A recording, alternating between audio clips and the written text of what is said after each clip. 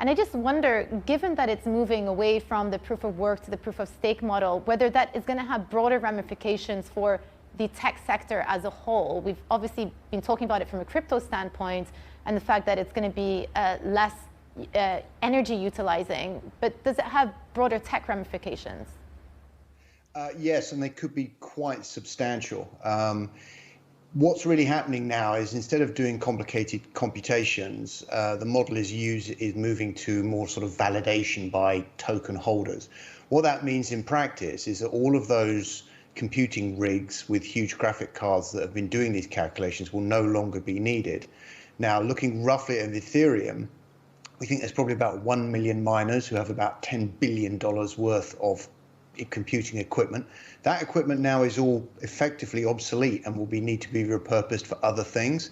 So companies that sell that equipment, like Bitmain, could potentially even go out of business, but also the graphics card providers, AMD and Nvidia, could see short-term weakness as there's a flood of graphics cards onto the second-hand market. So interesting you say that. What then do you think is the trajectory for semiconductors going forward? It's been quite a turbulent couple of years with the supply chain shortages, geopolitical events between US and China. And most recently, we've seen obviously the US government try to unveil several measures to help encourage local chip production. How do you see that part of the industry evolving? Well, we've been quite concerned for a little while now, we called the top of the semiconductor cycle sometime around about the end of 2022, sometime into 2023. And there are signs that that is starting to happen.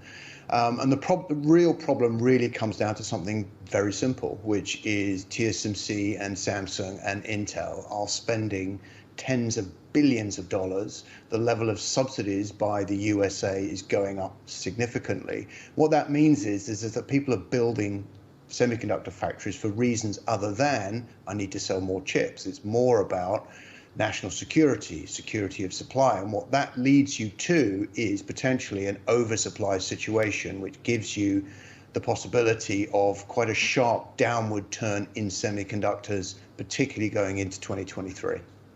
Richard, can I change gears a little bit? I'm looking here at a wall we've got showing the big tech sell-off year to date. You've got Meta down 55%, Alphabet down 27%, Apple a little bit more resilient, but still down 12.5%.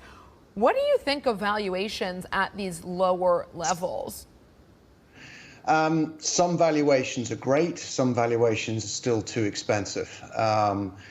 I think what we are likely to see is, given the inflation print that we saw yesterday, I think you're going to see another large interest rate rise coming from the Fed. And as long as the Fed can continue to rise interest rates and the market not really suffer or go down 50, 60, 70%, you're likely to see the Fed continue to do that. Now, in that environment, I think what you are going to see is people are going to continue to think about value over growth. It means there's less supply of money to invest in high valuation stocks. So I think you could see that the higher end of the technology sector continue to suffer.